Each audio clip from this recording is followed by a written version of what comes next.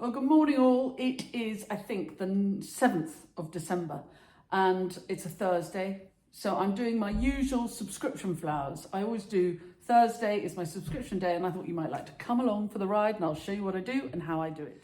And if you're new to the channel, you're very welcome. Please press the subscribe button and the bell icon and we'll tell you when we've got more clips coming up. And if any of the tips and tricks I give you along the way are useful, you can always buy me a coffee, or better still, join my club where 335 other people meet frequently for live chats, Q&As, long clips, extras and all sorts. It's great fun.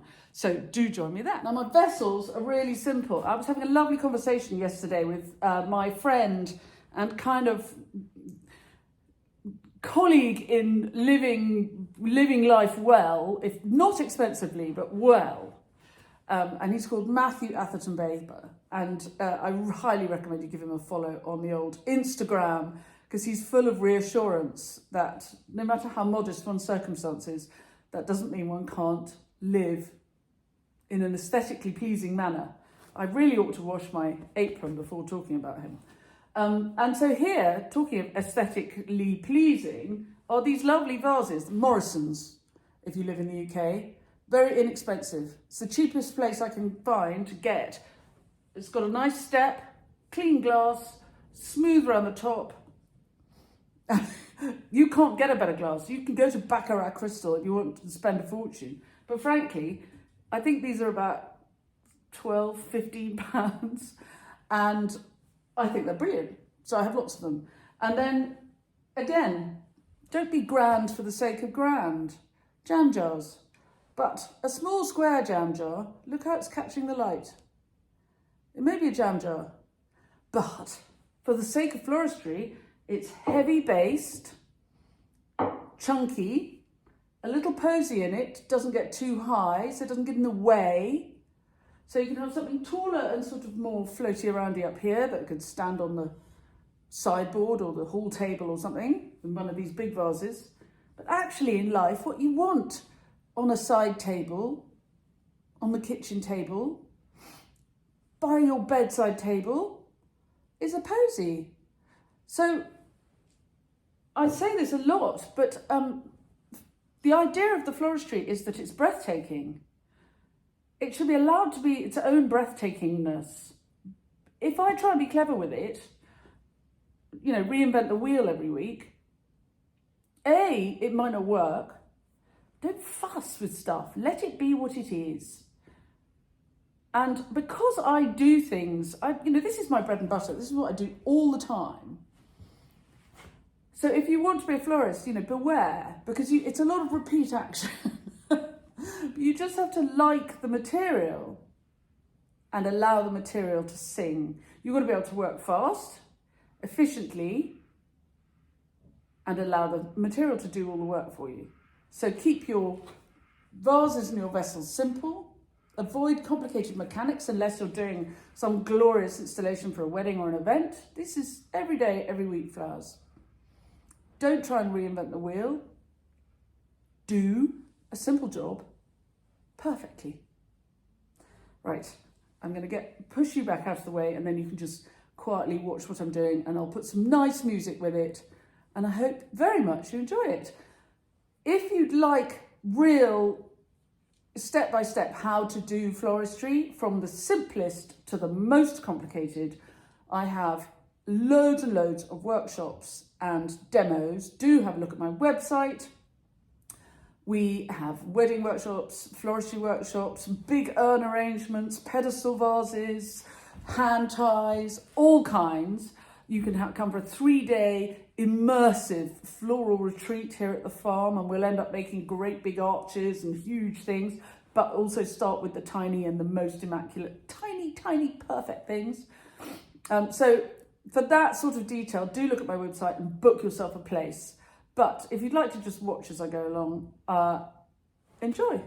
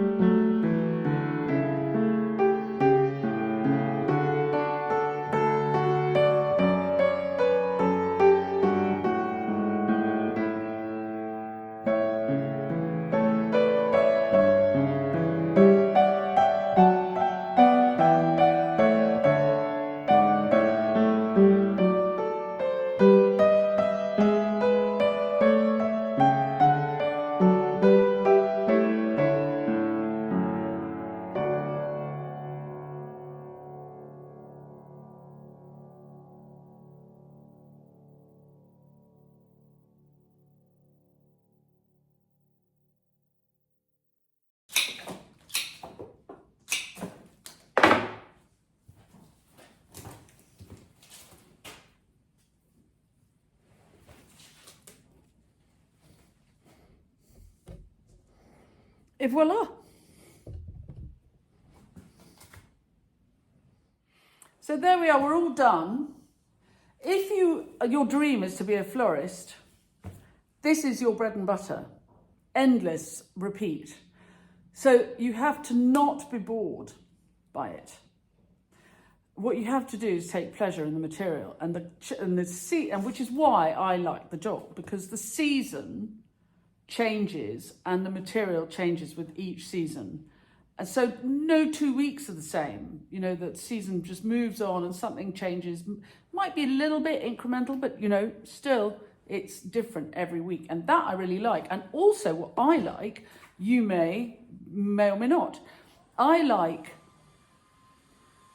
the fact that within the same parameters, you know, these big vases and these little jam jars, I have to be enormously creative. So I have to make whatever it is I make look different to how it looked the week before. And I find that very liberating. It's as though I'm given a small canvas and I can only express myself within that small area. And with this particular client, they like white flowers. So again, what I can do is prescribe. So I have to, it forces me to be a bit more creative.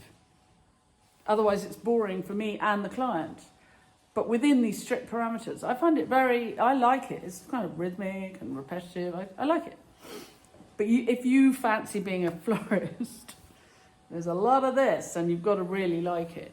And in fact, most of what florists sell are bunches of this and bunches of that, so that the customers arrange them when they get their home, because otherwise the premium on the flowers is time and energy and creativity of the florist makes the flowers more expensive. Because they're paying, the person has to pay for more than just the stems. And I think that's what people forget when the general public, when we're buying flowers, we feel as though we're buying the stems. But actually, if there's any kind of creativity that's gone into it, we need to pay for the time and the experience and the ability and all of that, which the florist can exert upon the material. Anyway, sorry if some of this didn't get filmed, because I think what happened was an alarm went off on my phone and I turned the alarm off and it turned off the filming. But you got most of it and I hope you enjoyed it. It's very, very slow and meditative. It's not that slow, actually, it's quite quick. So that's 7 arrangements and I made them in about 45 minutes. That's another thing that you have to think about if you're a florist. If you're going to do floristry of any kind, is how fast you work. Because if you can't work fast enough, you need help.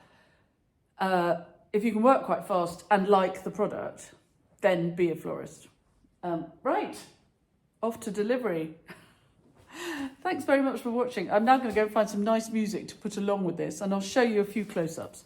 Thank you very much for coming along. Oh, and don't forget, for detailed, step-by-step floristry, please look at my website.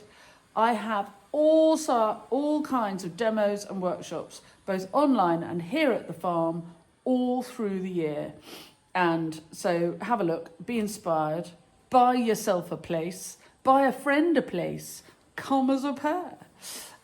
We've got a whole year coming up of more excitement. So I hope to see some of you then. Thanks very much. Bye-bye. Here are the posies. Dinky sweet, aren't they? And the bigger arrangements, just a sort of reflection of what's going on in the posies. In a warm house, the rosemary you'll smell it, it'll be deliciously smelling. And I love the smell of the tanacetum, or I call it feverfew. And this will also smell delicious, the paper white narcissa, and they'll come out in the warmth of the house. So there's scent, they're monochrome, but I like a bit of monochrome, white and green, very, very cool, calm, thoughtful, not Christmassy, just, and breathish. There we are. Right, have a lovely day, everyone. Bye.